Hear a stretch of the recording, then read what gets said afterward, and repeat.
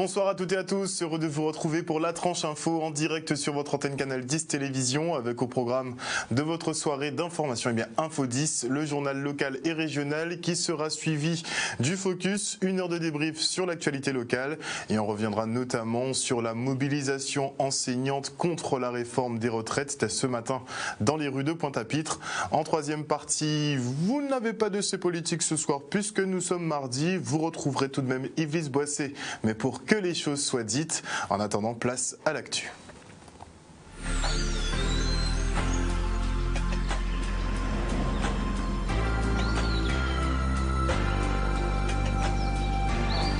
Nous sommes le mardi 17 décembre 2019 et voici les titres de cette Info 10. À l'appel des syndicats nationaux, les fonctionnaires et agents publics ont défilé dans les rues de Pointe-à-Pitre contre la réforme des retraites, une mobilisation qui fait écho au mouvement national et sur lequel nous reviendrons. Nous vous présenterons les 22 nouveaux AMIT, les agents mobiles d'information touristique qui font leur retour pour la haute saison et auront à cœur d'orienter les vacanciers. Et enfin, nous suivrons la mission Océan Dentiste qui sensibilise les tout-petits à une bonne hygiène bucco-dentaire. Et qui plus est, ce soir, je recevrai Peggy Nanette, directeur de la Blue Melody School, qui nous présentera le concert Gospel Explosion. Et malgré la suspension du PPRN, du plan de prévention des risques naturels pour 3 mois, les tensions sont toujours vives à Saint-Martin où plusieurs quartiers sont encore bloqués par des manifestants comme Bellevue ou Low Point. Plus de 700 personnes ont quand même répondu à l'appel du président Daniel Gibbs ce matin pour une marche non violente dans les rues de Marigot en espérant effectivement que les esprits s'apaisent. Et selon les syndicats, ils étaient près de 2 millions de manifestants en Hexagone pour l'acte 3 de la mobilisation générale contre la réforme des retraites. Dans de nombreuses villes, des vagues citoyennes ont déferlé dans les rues pour réclamer leur désaccord, leur désaccord avec ce choix du gouvernement. On était aussi sur Paris avec Maurice Cessé, le reportage. Nous sommes là parce que on ne veut pas que cette réforme passe. Cette réforme, elle est faite pour faire comme pour la sécurité sociale. On nous a obligés à prendre des mutuelles et là on va nous obliger à prendre des assurances chômage. Donc tout est fait pour le privé. On ne veut pas que cette retraite passe. Il y aura trop de précarité après chez les personnes âgées. Voilà, on est là contre la réforme, mais pas uniquement. Il y a tellement d'injustices qu'on est là pour plein de choses. Il y a les hôpitaux qui seront là, il y a plein de monde. Écoutez, c'est pas bien compliqué. À Force ouvrière, nous demandons le retrait de cette réforme. Ou plutôt, le retrait de cette contre-réforme, puisque c'est ça. En général, la notion de réforme a une vocation, c'est de faire évoluer la situation pour les salariés. Or, cette contre-réforme n'a qu'une base, c'est faire en sorte que nous soyons des retraités miséreux. Nous devons garder notre dignité et pour garder notre dignité future en tant que retraités, nous devons nous battre tous contre cette contre-réforme. Et d'ailleurs, quand vous voyez la personnalité, cette personne qui a fait la proposition sur la retraite, c'est une personne qui a oublié de déclarer qu'il touche 12 000 € par mois sur des associations. C'est une personne qui apparemment a oublié de déclarer les biens qu'il possède. Et c'est cette personne qui me fera des leçons de morale pour me dire qu'à la retraite, je vais gagner plus. Et d'ailleurs, autre point, ils sont en train de focaliser cette problématique sur le métro, enfin les cheminots et sur les enseignants. Moi, je ne suis pas enseignant, je suis informaticien. Et comme les enseignants, je vais perdre une partie, pratiquement 25% de ma retraite dans le futur. C'est plus qu'important, même pas pour moi, c'est pour mes enfants, les futurs enfants de mes enfants, et aussi c'est pour tout le peuple français. On demande simplement et purement, comme il dit Force ouvrière, le retrait de la réforme. Surtout le réforme après. Moi, personnellement, soi-disant, je ne suis pas concerné parce que je suis né en 62, mais je pense que mes enfants qui sont nés en 95 et tout, et leurs futurs enfants seront encore plus concernés que moi. Oui, bien sûr, c'est très important. Enfin, déjà j'habite ici et je travaille ici en tant qu'interne. Et bien sûr que c'est important d'être ici, il faut se battre pour nos droits. Et pas seulement le droit des internes, bien sûr, c'est pour tous les droits de tous les gens qui travaillent à l'hôpital et pour les patients aussi. Là, la situation s'est franchement dégradée et même moi, depuis que je suis interne, depuis que ça fait 6 ans que je travaille dans l'hôpital et ça fait 6 ans aussi qu'on voit la dégradation de la prise en charge, pas seulement au niveau médical, mais aussi au niveau paramédical. Les patients, on n'a pas le temps de s'occuper d'eux. On en est là aujourd'hui en France, on est dans cette situation, c'est extrêmement grave et il faut que ça change. Une mobilisation contre la réforme des retraites relayée en local comme le 5 décembre dernier. Les syndicats locaux ont défilé de nouveau dans les rues de Pointe-à-Pitre où l'on se rend tout de suite.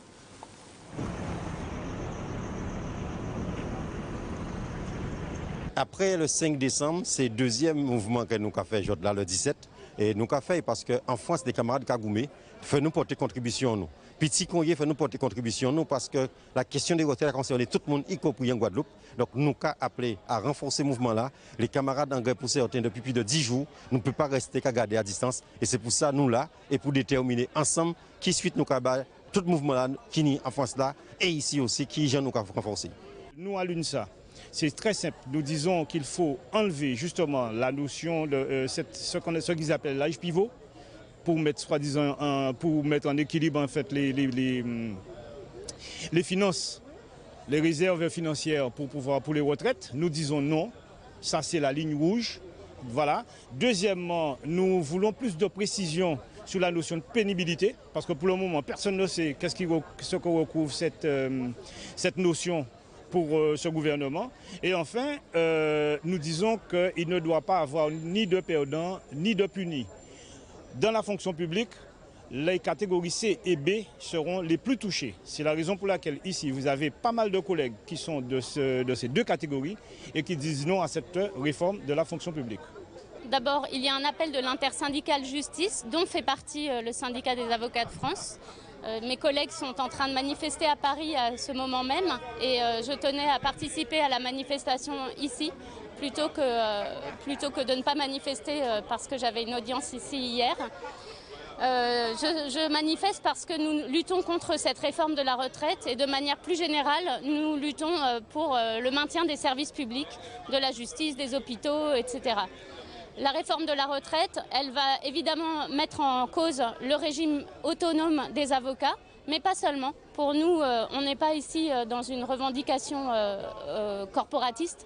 On considère que cette réforme va mettre en cause de manière générale le système par répartition, la solidarité, que ce soit au sein de chacun des régimes ou de manière générale, avec la réforme par points, avec l'âge pivot, etc.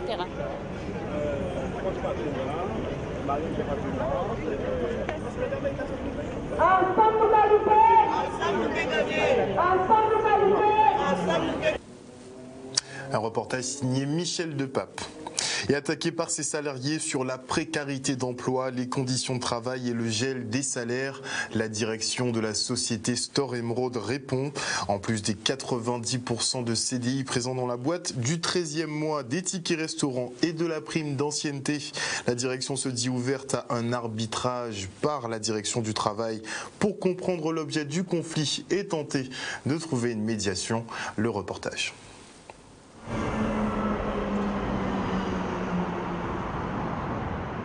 Je voulais juste dire qu'on a fait le maximum pour que ce soit arrêté, qu'on puisse avancer, pour ne pas bloquer notre entreprise.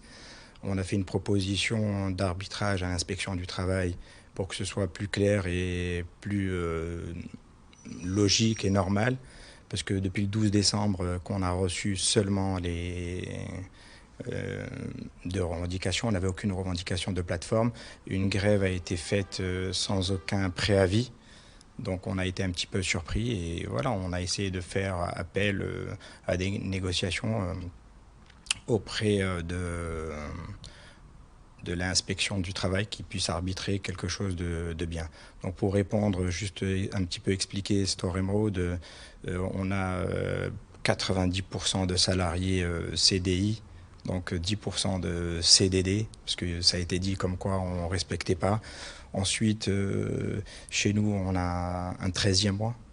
Donc nos salariés sont quand même assez bien logés chez nous, autrement la plupart ne seraient pas restés. On a un ticket restaurant, on a une prime d'ancienneté. Nos locaux, je pense, comme vous les voyez, ne sont pas salubres et sont quelque chose de assez confortable de travailler. Si vous voulez, on peut même essayer de faire un petit tour au niveau de l'atelier pour voir comment on est achalandé, comment on travaille dans un état d'esprit bien et clair, que nos employés sont assez bien en général dans l'entreprise. Et on poursuit avec une bonne nouvelle puisque selon Google, nous sommes la 7e destination la plus tendance en 2019. Un classement établi selon le nombre de requêtes sur le moteur de recherche qui certes ne traduit pas le nombre effectif de réservations mais qui démontre en tout cas l'intérêt grandissant pour notre archipel. Et avant nous, nous avons effectivement en première place le Cap-Vert qui est suivi de Zanzibar. Puis en 3e position, nous avons Bali, puis le Costa Rica, l'Islande qui fait partie des rares pays européens à être prisés des touristes. Et en 6e position, donc juste avant nous, nous avons les Seychelles. Et porté par Cap Excellence depuis 2016, les AMIT, les agents mobiles d'information touristique, font leur retour pour la haute saison. 22 personnes ont donc été recrutées pour assurer l'accueil et l'orientation des croisiéristes à Pointe-à-Pitre et des touristes de pôle Caraïbes. De quoi insérer tout en assurant la promotion de notre île. Regardez. Année, dès le mois de septembre, nous préparons les CV, les recrutements, les auditions pour donner aux AMIT leur chance aussi de s'insérer. Parce qu'au-delà du dispositif AMIT, nous avons des pères et des mères de famille, nous avons des jeunes et des moins jeunes qui sont en recherche d'emploi et qui ont pourtant des compétences en langue étrangère, en tourisme, et donc c'est le grand rendez-vous pour eux. On a beaucoup de bateaux de tourisme qui commencent depuis le mois de novembre, qui s'achèvent la première semaine du mois de mai.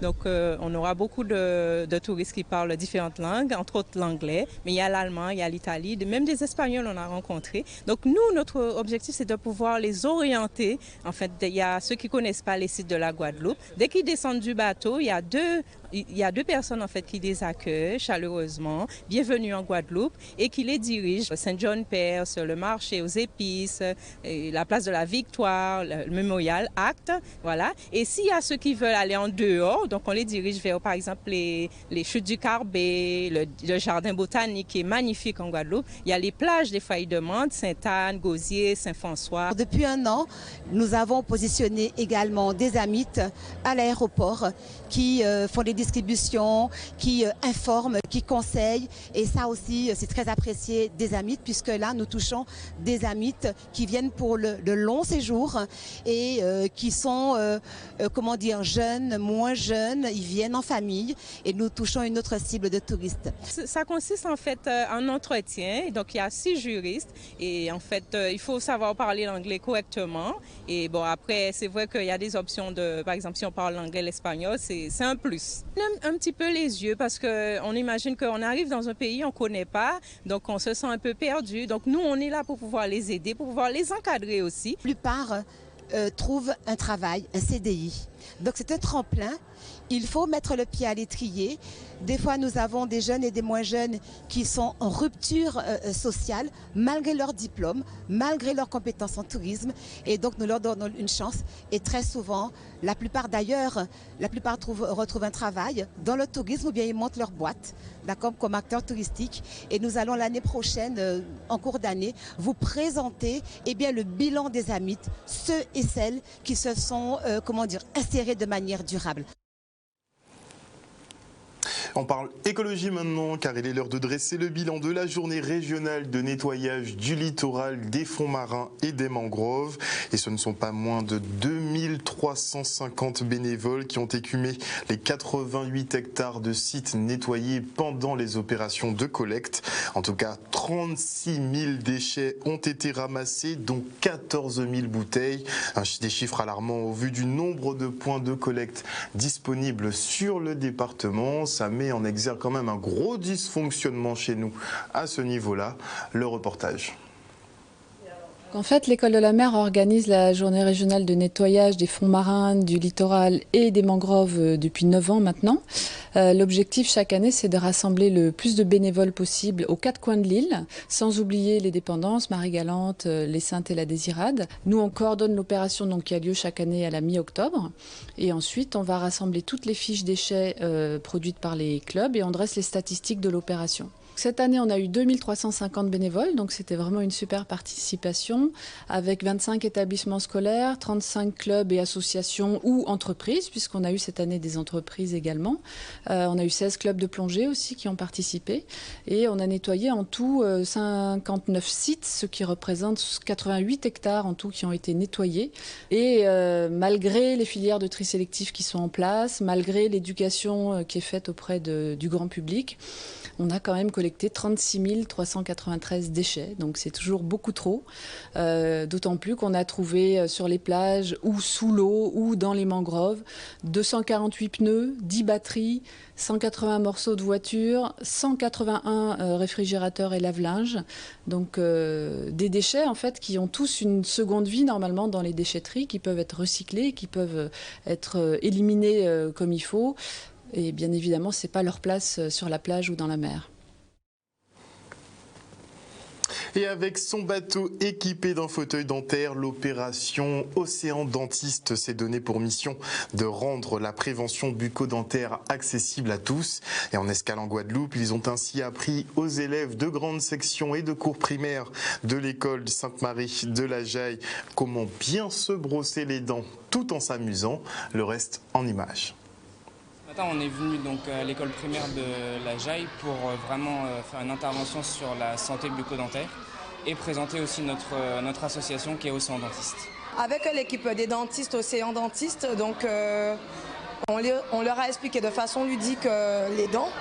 Alors, quelles sont les dents, les maladies dentaires, telles que la maladie des gencives, le nombre de dents de lait qu'ils ont, donc ils ont 20 dents de lait, ils arrivent sur 32 dents définitives, à quoi servent la gencive, les molaires, les prémolaires, les canines.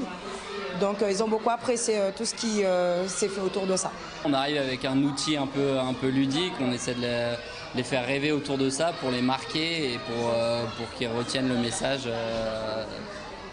de manière plus pérenne, quoi. Et puis ensuite on les invite sur le bateau, ça permet de déstigmatiser de la peur du dentiste et vraiment de les sensibiliser avec un outil ludique. Pour moi, c'est quelque chose d'important, d'autant plus que les enfants perdent leurs dents de lait à partir de 6 ans et arrivent sur des dents définitives. Donc avec aussi la sécurité sociale, ils ont une prévention MT-dents. Donc pour nous, c'est important de leur sensibiliser sur l'hygiène bucco-dentaire et le brossage des dents. Le message, c'est vraiment sur l'alimentation, le brossage, la carie, où on réaborde tout ça.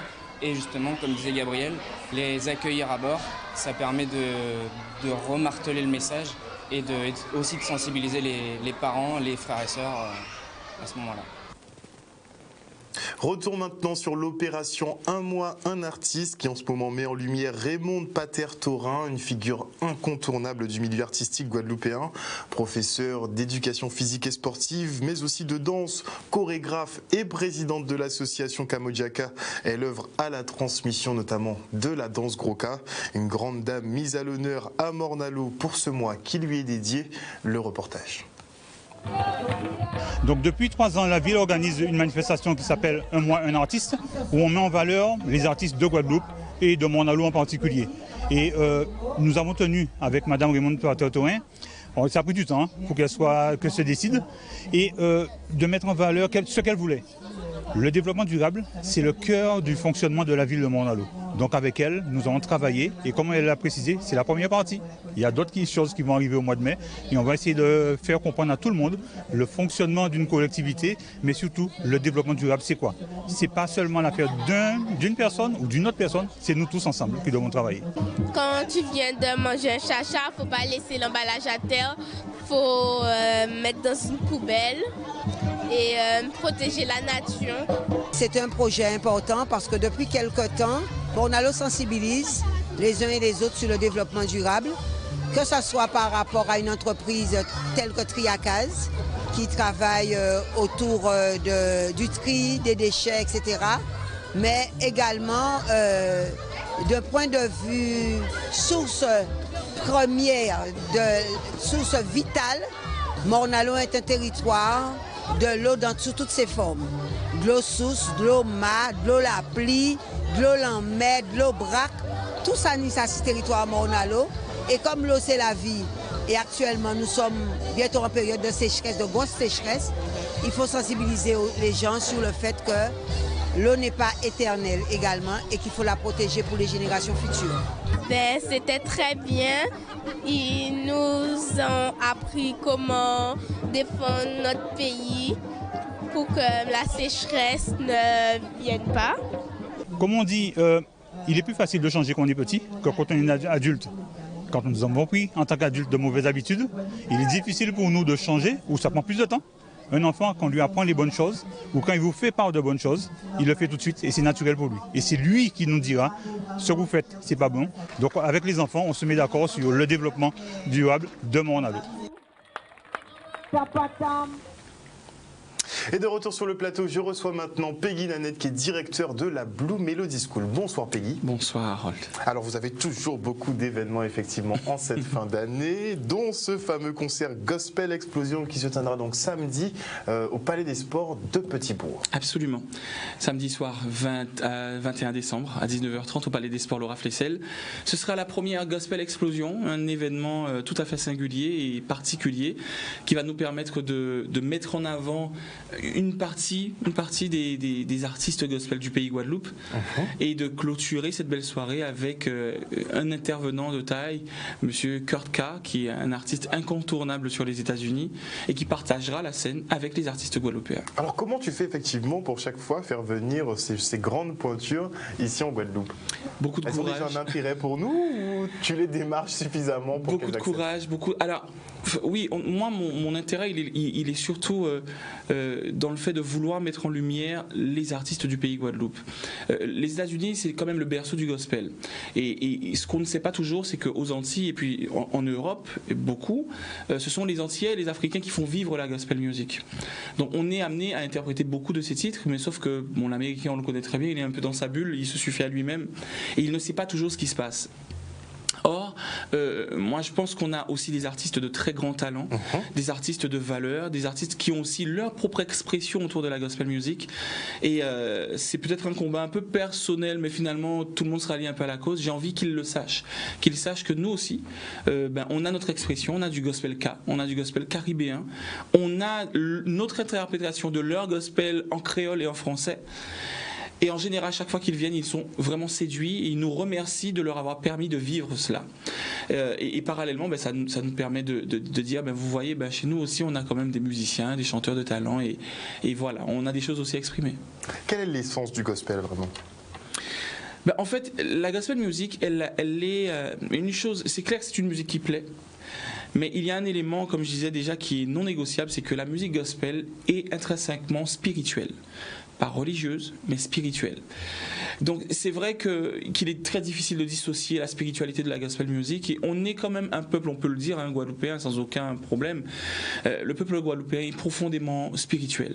Il y a beaucoup de formes d'expression et donc, résultat, de par l'histoire de la gospel music et notre histoire à nous, c'est-à-dire le gros cas, si je peux parler de musique, et l'histoire commune autour de l'esclavage, on a beaucoup de points qui sont vraiment communs entre le négro spiritual et le gros cas, par exemple. Dans les gimmicks, dans les rythmiques, dans l'expression, la structure musicale. Et donc finalement, comme j'ai déjà dû le dire sur ce plateau, on a tous un peu de gospel en nous dans ce pays Guadeloupe. Donc, inscrire le gospel dans le paysage culturel du pays Guadeloupe, ce n'est pas un doux rêve, mais c'est une possibilité supplémentaire d'exister artistiquement. Alors tu nous as parlé du gospel K, on voit qu'on intègre le K maintenant un peu dans toutes les musiques. Est-ce qu'on peut dire que c'est un instrument universel qui se marie avec tout maintenant ? Maintenant que c'est tout de même un genre musical, un instrument qui est entré au patrimoine de l'UNESCO, je ne suis pas du tout prétentieux, mais on peut quand même être très fier et très, très honoré de voir qu'on reconnaît d'un point de vue mondial cette richesse culturelle. Maintenant, c'est vrai que je ne sais pas si on veut associer le gros cas à tout, mais je pense que depuis quelque temps, chacun essaie de se réapproprier ce qu'il a peut-être perdu. Moi, pour être très honnête, bon, j'ai grandi sur les bancs de l'église, j'ai beaucoup bercé dans l'univers de la musique spirituelle, de la liturgie, des cantiques. On voit que c'est maintenant un peu que l'église justement se met un peu à chanter en créole, à intégrer le exactement. Et moi, je n'ai pas honte de dire que non pas parce que mes parents n'ont pas voulu, mais parce que je n'ai pas grandi avec cette culture gros cas, malgré le fait que j'étais du pays Guadeloupe. Il m'a fallu quelques années pour comprendre, commencer à comprendre qui je suis, comprendre la valeur de mon pays et faire cette démarche personnelle aujourd'hui de vouloir savoir c'est quoi mon pays, quelle est ma musique, quelle est ma culture, même si j'ai une très grande passion pour la gospel music. Donc je pense qu'aujourd'hui les Guadeloupéens cherchent certains en tout cas, une génération cherche à se réapproprier cette partie de culture que l'on a peut-être loupée pour une raison ou une autre. Et parallèlement, dans les différents offices et quelles que soient les obédiences, ils arrivent enfin à intégrer que non, utiliser le cas et même le gros cas n'est pas une insulte à la liturgie, mais bien et le créole aussi. Voilà, et le créole, exactement, pas une insulte à la liturgie, mais bien au contraire, une réappropriation culturelle pour favoriser une liturgie qui nous est propre. Alors, ce samedi, le programme ?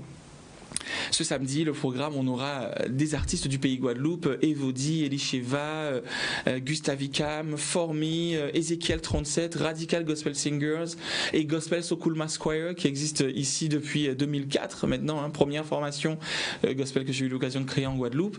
Et puis donc on partagera la scène avec Kurt K qui arrivera en fin de programme. On commence à 19h30 pour permettre... Ah donc ça va être un échange même sur scène, ce sera pas chacun sa partie oui, en fait chacun aura à proposer son répertoire. Ceci étant dit, Kurt Carr va évoluer avec les artistes, avec Gospel So Cool. Il sera accompagné de Gospel So Cool, des musiciens de Gospel So Cool, des chanteurs de Gospel So Cool.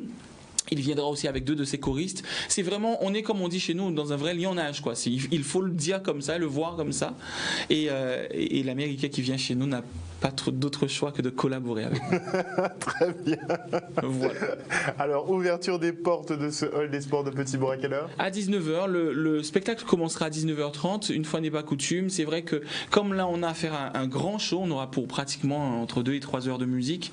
On a souhaité commencer un petit peu plus tôt. On sait que c'est un public qui se déplace en famille, entre amis, et on veut être prudent, ne pas laisser les gens rentrer trop tard et qu'ils puissent vivre pleinement cet événement. Donc ouverture des portes à 19h et début du show à 19h30 00. Merci beaucoup Peggy Nanette, avec un grand plaisir. Directeur de la Blue Melody School qui organise donc ce Gospel Explosion qui aura lieu ce samedi 21 décembre 2019 au hall des sports de Petit-Bourg. Merci encore. Merci beaucoup. Et voilà, chers téléspectateurs, nous sommes arrivés au terme de cette Info 10. Merci pour votre fidélité. N'oubliez pas que sur Canal 10, vous faites l'information que nous diffusons. On se retrouve demain à 18h30. Une bonne soirée.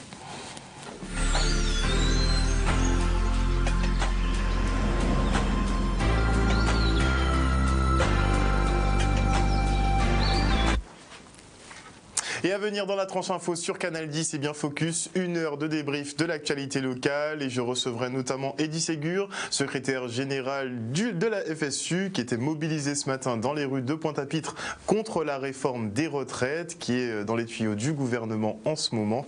Et avant la coupure pub, je dis bonsoir à Dimitri Gobardan, bonsoir à Marie Pombo, bonsoir également à Patrick Francius, toujours connecté, bonsoir à Marcel Neuilly. Oui, je vais très bien Marcel, merci et toi. Bonsoir à Ridan Dada Seven, bonsoir à Mathieu, bonsoir à Rudy Manijan, je crois qu'on avait effectivement Haïti qui était connecté. Oui, bonsoir à Eddy André qui nous envoie le bonsoir d'Haïti, bonsoir à Fabien Nebo qui est toujours présent, bonsoir à Anise Louise, bonsoir à Dominique Landry et ce sera tout pour ce soir. Un petit coucou quand même à Hyacinthe Chéri et on se retrouve après la pub.